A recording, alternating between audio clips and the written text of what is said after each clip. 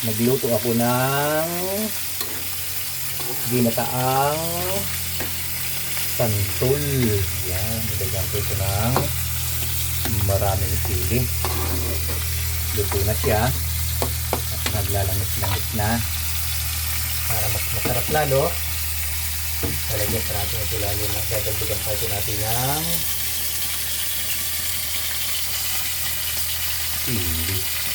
Yeah. Talaga namang mapapanganga. Masarap ang kakain ito. At siyempre, para mas masarap, meron kaming piniritong tulingan. Piniritong tulingan, ginataang santol sa masarap na tanghalian. Ay, take me ng malasahan.